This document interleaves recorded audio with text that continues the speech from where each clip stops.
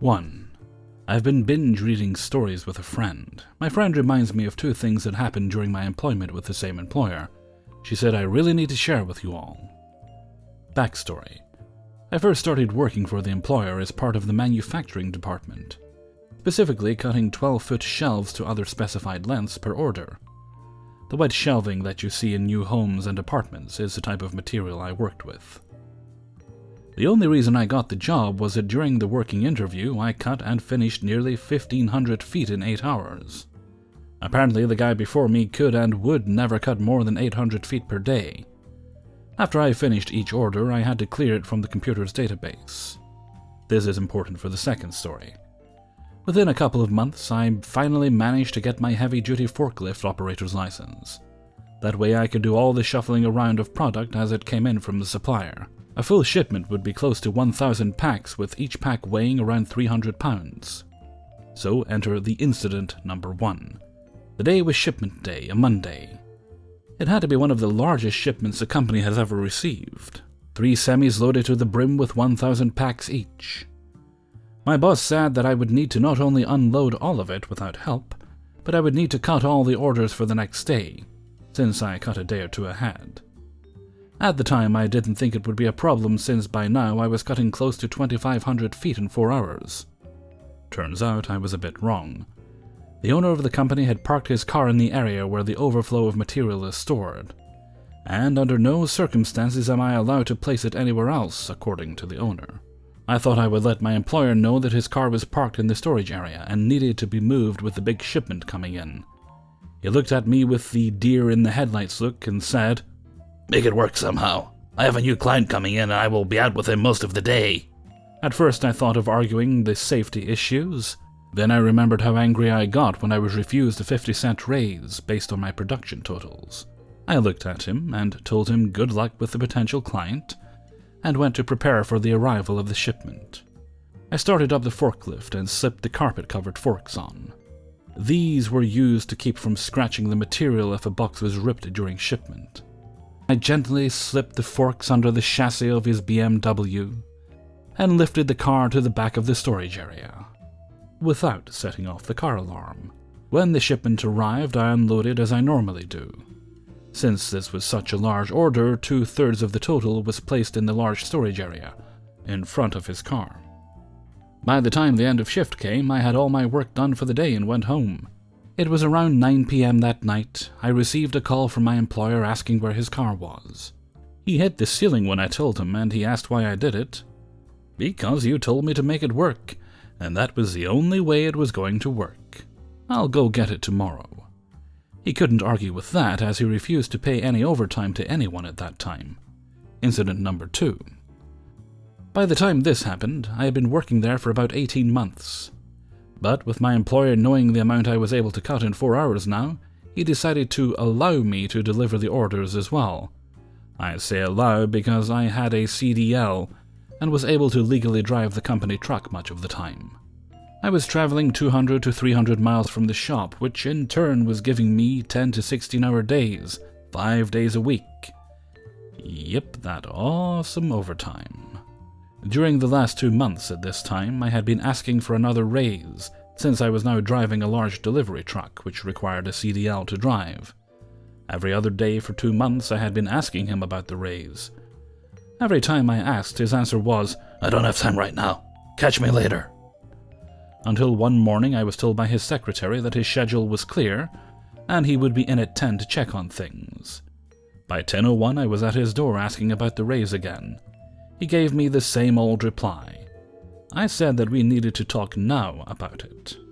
He just tilted his head to one side and said, "I pay you to unload shipments, cut orders, and deliver them. So if you have no shipments and no deliveries, clear the orders then." So I walked back to my work area with a shit-eating grin on my face. Once back in my work area, I go stand at the computer. I am clicking the clear button on every single order. There were probably 2,500 future orders in the computer at the time.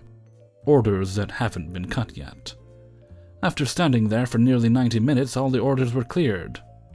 Once an order is cleared, it is marked as finished in the system. Once all cleared, I grabbed all my belongings that I kept there and placed it all in my car. I then went to his office, asked him if there were no shipments or deliveries needing done and the computer was cleared, if I could go home for the day. He told me to have a great rest of my day. I knew that he would do his late-night walkthrough before turning the alarm on and leaving that night. I made sure to leave the little work light on, shining on a signed note saying, "I quit." A couple days later, he called me asking where all the orders that were marked as finished were. I reminded him that he had told me to clear the orders that day. I told him that he didn't mention anything about actually cutting the orders. The last thing I said to him was that calling me anymore would be considered harassment, as I no longer worked for him. Found out that he lost a lot of business over the 3 months following because of the confusion and lack of actual completed orders. All I was asking for was a $2 raise, which could have put me at $17.50 an hour, because I was driving with a CDL and delivering orders on top of what I was actually hired to do. 2. So just for a bit of context, my mum and dad own a plant nursery. From what I was told, our annoying neighbor was a retired lawyer with too much time on his hands. And he lived just down the hill from us and owned a dam as well. So let's get into this. This happened a few years ago, when I was in year 11 of my high school, about mid-autumn. Keep in mind this is Australia, so it's bloody dry. We get a formal complaint from our annoying neighbor. This isn't a big shock because at this stage we were getting formal complaints from him every 2 weeks or so. Anything from too much noise to, yes, too little noise. Our dog, our hill eroding, anything this guy could think of. It came in his usual lawyer-style letters. Anyway, this guy had written us a letter claiming we had infected his water with blue-green algae, and that we would have to pay all damages to his property, including vet bills for his horses.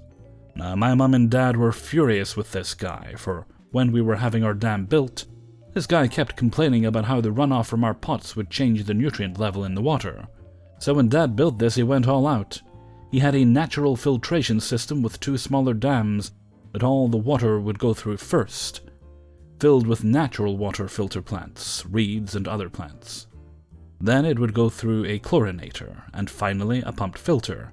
Every month Dad would wash back mains into the dam to keep the dam the right pH, and pump the water constantly to keep it aerated. So my parents replied a flat no. So our neighbor makes his biggest mistake and calls Melbourne Water to look at our dam and to test the water, and guess who had to pay for the water testing fee? So Melbourne Water guy gets there and is quite pissed, for his co-worker called in sick, and he is going to have to collect water samples from all water inflows and overflows, and the dam itself, by himself, do salinity tests, pH tests, and send samples back to the lab for further testing. I thought it was interesting, for I was doing chemistry at the time, so I went out to talk to him about it.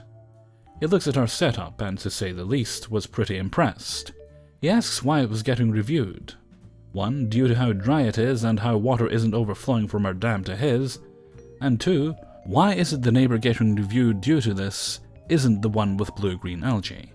He soon gets explained all the shit our neighbor gives us and expresses his sympathy. When he is about to finish up, he suddenly asks about the fence line that goes through the annoying neighbor's dam, and I tell him about a few years back the neighbor had told us to reinstall our connecting fence in order to keep our dog in and how Dad had to pay for it all. Dad was pissed and decided to review our property border, and didn't give up a centimeter of land to this guy, even if it went through his dam. A Melbourne Water guy smiles and says, "Well, I'll have to get a sample of that as well, won't I? Since it's your water." After this, he talks to my parents about our options and says that the review will be scheduled soon about the water contamination. By the way, I was not present for the meeting. Mum and Dad relayed the whole thing to me. Anyway, going on. About a month later, the council had us sit down for a meeting with annoying neighbor there, and all he knew about it was about contamination of water, and he is looking smug. Then it starts. Melbourne Water guy goes on to state that the contamination did not come from our dam, and likely came from annoying neighbor's horse poo run off into his dam. But without further testing on annoying neighbor's property, there would be no conclusive evidence. Annoying neighbor just looks confused because why have the council meeting for this? But Melbourne Water guy isn't done yet. He then goes to state that there has been, in fact, contamination to our water from his, and we have a cubic meter of water coming across from his dam. I heard he just went pale as he realized what this meant for him. He would have to pay us for damage. He quickly got composure and claimed, "They do not use that cubic meter of water and therefore do not have damage." It was my mum's turn now. She got up and told the council she wanted to use this water for a water exhibit for our plants range, for when customers came over to look at our plants, but could not do so with the water contaminated. The council had already seen the plans and agreed, so the annoying neighbour was then forced to pay for Melbourne water to come out and determine where the contamination was, and then set up a filtration system similar to ours, which cost Dad about $20,000 to decontaminate the water so we could do our water garden. 3. When I started working for a local council IT support desk in 2005, the standard operating procedure for answering calls is that when the phone rang, we take the user details, their fault description, and attempt to fix the issue. This went on for 6 years until we had a new manager, with several innovative ideas which we all knew was not going to work in our particular environment. New manager calls a meeting with the entire team, including his own manager and the head of IT. He lays out the new rules and procedures. We stated that his procedures were not going to work because of various other protocols and the distance between sites. No one in authority listened to our concerns. 2 main policies that were divided into 3 shifts: morning shift 7 to 3, day shift 9 to 5, late shift 2 till 10. And that only the day shift is supposed to spend time fixing the more complex issues. Morning shift and late shift are simply call takers. Call takers had 2 minutes per call, and any breach was brought up at your monthly review. Of all the new policies, the 2 minutes per call rule was the worst. Not only did we have a mere 2 minutes to take a call, we had to attempt some troubleshooting and write up all the notes. If this was a new employee, we also had to add their details onto the system. Being the most senior support person on the team, I made a mental list of what I could do in that 2 minutes. It was a small list, but it meant that when the first shift started at 7 a.m., most of the important work could be done. Malicious Compliance 1. After a month, the department was in chaos because we could only work 2 minutes before handing it off to the day shift. There were a lot of calls for the 3 day shift workers to attempt to fix. The outstanding queue went from 100 calls to nearly 2,000 in that month. I maximized my time on every call. If I couldn't fix a call, I would make sure that every call would take just under the 2 minute mark, then dumped them in the day shift call queue. Dropped calls, people who called and hung up, increased drastically, and one of the team went on long-term sick due to stress. Eventually the boss decided to come in early to see what the problem was. He sees me and another tech taking calls and stands over us while we work through the calls. We both take less than 2 minutes per call and follow his rules to the letter. He has no reason to complain, but sees that the calls are dropping. With 2 people taking calls 2 minutes per call and a peak of 30 calls around 8:30 time, mean that lots of these calls drop then call back later. Later in the shift I see him checking call stats and see his face get red. He knows that his policy is not working. Malicious Compliance 2. The following day, boss calls us all in the meeting room and states that we must work harder or smarter. He tells us that we need to use the on-site support team to handle the logged calls instead of the day shift. We still had the 2 minute rule and the same staffing levels. I mentioned a couple of times that VIPs couldn't wait, and that we need 4 people taking calls from 8 a.m. I was told that the rule still stood. The day after, and we found out that the on-site support have no free slots for over a week, which is 3 times shorter than the day shift's waiting times. Boss is in, and instead of logging onto the phone, he's simply floating around. As 8:30 rolls around, I answer yet another call. This is a VIP, the chief executive. He's in a meeting room 70 miles away attempting to turn on his laptop, but he can't get past the encryption software. It's an easy fix, but takes 10 minutes over the phone. I can't do it because of the 2 minute rule. I'm torn between dropping the calls or annoying the chief executive. Boss sees me hesitate and asks what's going on. Laptop encryption. He's in. The boss shuts me down. Hand it off the desktop. I told him that they wouldn't be able to get out for over a week and that the day shift could fix it. But this is stopping him from working. Day shift is too busy, I don't care who it is, hand the call off, he told me before walking off. I took the details and told the chief executive that I'd have to hand the call off. Made the notes on the call and gave the incident reference. I realized that I hadn't told him who it was, but he could get this information easily. I also saved and replayed the recorded conversation to find that my boss could be heard clearly. After lunch, I was called into the office of the head of IT. He chewed me out for leaving the chief executive without anything to present the council's vision of the future for the distant town. I was told that the chief executive wants someone's head, metaphorically, for the treatment, and that formal proceedings has started and I was suspended on full pay. And did I have anything to add? I told the head of IT that my boss had told me to do it, and when I started to explain about it, he walked away. I also told him that if he pulled my phone log for that call, he could hear the boss saying that. I was told to stay in that office while the head of IT checked. An hour later, I was told to go home on full pay and return in the morning. The result was that the new boss was replaced, fired, and a new boss was placed there, promoted internally, actually listened to his staff and let us suggest improvements. 4.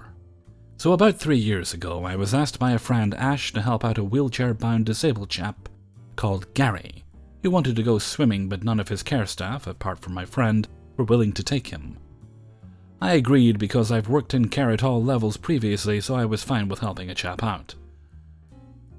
I was there a month or so before they asked if I was willing to take on actual shifts there. I was so started very part-time initially. The shifts were a waking night and sleep from 11 till 12 the next day, and a single 4-hour shift between 3 and 7 p.m. I was given a couple of day shifts and I was tasked with picking up any shifts because of holidays or illness by other staff members. He had 4 other staff, my friend Ash, a dude called Jake, one called Craig, and the most problematic, Lisa. Lisa picked up 1 sleep per week and a couple of day shifts. The problem is that she was a raging alcoholic who just didn't come to work if she wanted to go out drinking instead. Gary, disabled chap, fancied her a bit, and she was very touchy-feely with him, I think to manipulate him as he's very lonely.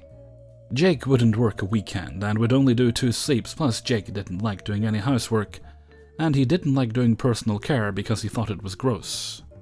Craig would only work 3 sleeps and never a day shift. He didn't believe he should have to do any housework at all, and wouldn't even make a bed. Things were changed in the scheme to suit Craig. Hoovers had to be emptied and cleaned every time you used it. No sheets were kept on the carer's bed as Craig didn't think he should change them. Gary had to be put in PJs by the day staff as Craig didn't want to do that either. Again, like I say, nobody was willing to take Gary swimming, and now I knew why. Please just allow yourself a moment to understand that 2 staff members had to be at least 65% of the allotted hours, but would not do any housework or personal care. Craig has also worked this job for a decade and made at least £1,800 every month without fail, without having to do any work, and for half the week, he just has entire days to do nothing. Easy money. These 3 staff members are seemingly bulletproof, and nothing they do gets them dismissed. Lisa had at this point been suspended 3 times during my tenure for being drunk and abusive on duty. At one point she was suspended for 10 weeks while they let everything blow over. So I get taken on mainly to make up for the fact that his mother is off on the sick, as she has had surgery on her knee. But after about a year or so, I became aware that his mother is being paid a full wage every month, but without statutory sick pay being noted on her payslip. I immediately know what's up. Gary's mother is in control of his account that the local authority pays money into, and he then pays his care staff from. I also found out that Gary is also using his account to fund his lifestyle, including adult chat rooms, clothes, and gifts for his staff. He's quite blatant about it, laughs about it often. I find this really galling because I pay tax to my local authority every month, like every family in the UK, and that pays for everything in my area, including social care. So I report this to the local authority and get absolutely no joy. Very disappointed in this, I decide to continue working there but save all the evidence I can for the future. I also convinced him to keep a handover book for the staff to note what their activities were that day, so anyone curious can track what things staff are and aren't doing. Anyway, up until last week I was working for him about 30 hours a week, and handling a lot of the day-to-day problems. But I get a text from his mother saying she is returning to work the following week, so my services will be reduced to a single 4-hour shift once a fortnight. I said thank you, but no thank you, and I worked to my final paycheck and called it quits. Now, as a last-ditch attempt to get someone to listen, I sent a lengthy email to the emergency care team at the adult care service, where I detailed absolutely everything. I got interest, and today somebody came out to interview me. They were incredibly interested in what I had to say and confirmed my initial email kickstarted an investigation into Gary's situation. They told me that they had been building a case against this for a while, and that it stretches back the entire 20 years he had been able to pay for his own care. I had documented that his mother had paid herself for working 9 hours every Sunday, Monday, and Tuesday for every month that I had worked there. She had submitted timesheets herself to the local authority that documented this. She had also submitted the timesheets to the council that showed the same days that she was apparently working. She had arranged for other staff to work them, namely me and 2 others. She had also sent messages to me that documented her communicating with me to continue to cover her shifts. The handover book documented what had been done that day. She never wrote in it, obviously. Medication charts at the property documented who gave him the medication that day. She never signed it. So yesterday morning, Gary and his mother were called to the council to explain to them why his entire contingency fund was gone. This was meant to pay for sick pay, maternity pay, and any other unforeseen monetary problems he may encounter. There was nothing left. Gary admitted some guilt and cut them a check for £5,000 on the spot. This money was something he came into recently after his grandfather had died. That was a humongous admission of guilt. Then, when the social worker met Gary at his address yesterday, and after some probing, he admitted that yes, he was aware of the conspiracy that he and his mother operated, and yes, he was paying her a full wage every month, knowing that she was not working. Again, jackpot for that social worker and an even bigger admission of guilt. This social worker was then meant to interview the mother, but at that point she knew it was knowingly criminal, and that he and his mother had entered a criminal conspiracy to defraud the council over a potential 20-year period, to the tune of £250,000 at least. She contacted the police and let them arrest the mother and interview her. I was told I will be contacted in due course to be interviewed by the police, as would all other staff. I was also told Gary would no longer be in control of his staffing at all, and there is no way that the other staff members would be taken on by the care organization that would have to be brought in to run his care. The only other person that would interview for his position would be my buddy Ash, and he had a faultless record. I'm jobless at the moment, but hey, I take a foreign holiday next week, and I'll put in the groundwork to get a new job for when I arrive home. 5. To start, this is not malicious compliance against the Japanese police, as it is against a customer from hell. Oh, and if the police are called to a dispute, they won't take sides unless a law is being broken in front of them. That is for the courts to sort out. They just keep the peace, talk to the 2 parties, and try to work things out. On to the story. In 2008, I was a club owner in Japan. I rented the place from a rascally old man who let me do pretty much what I wanted. The club had a motorized mirror ball hanging from the ceiling, a pool table, a projector. They're left over from the former renters that the landlord said I was free to use. I made a lot of money using the downtime. The club is usually wasted space during the day, setting up party space type events, after weddings, reunions, and the like. The tables would disappear at night, and you have a dance floor. One party got a little rowdy, and during the festivities, the crazy host lady thought it was a good idea to pick up a chair and swing it over her head. Don't ask me why, she was very drunk. The arc of the swing launched the mirror ball into the air, smashing it to the floor in 1,000 shiny pieces. After my staff cleaned up the broken glass, she promised to pay for it, and I thought that was that. Jumped online, found a like model on Amazon Japan, and added the price to their bill. I don't remember the price, but being motorized put it past $100, with non-motorized versions selling for much less. About 3 hours after, a very angry host lady's husband shows up, receipt in hand, saying I scammed the drunk host lady and he was going to call the police, and shut me down and rabble. Our back and forth went on for quite a bit, and honestly I was getting a bit tired of his macho in-your-face attitude. He then said he would also talk to my landlord and get me evicted. I was at the eye-rolling stage and sarcastically said, "Oh, don't get him involved. You will regret making him mad." Unfortunately, sarcasm doesn't translate well in Japanese, and he jumped on my humor gaffe to say I was threatening his life and called the cops. The cops were totally professional, but a bit overzealous in responding to the call. 3 patrol cars and 2 bikes showed up. I guess the guy made it out like I was in league with the mob, and I guess Gaijin and Yakuza in the 2000s equals overkill. They listened to us together, then they separated us and got each side of the story.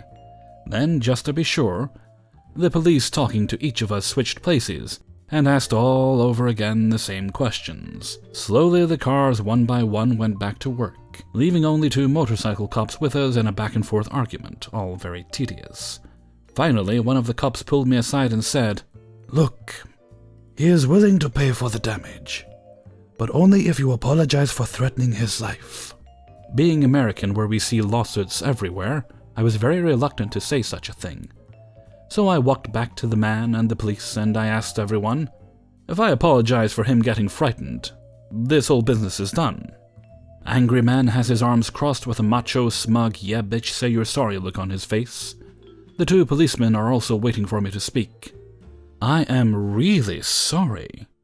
Really, so sorry you get scared so easily. Had I known, implying your weakness, I would have chosen my words more carefully.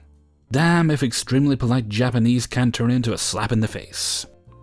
Dude turns beet red, and I swear to you, the policeman on the left let his guard down just enough to let the corners of his mouth twitch into a grin.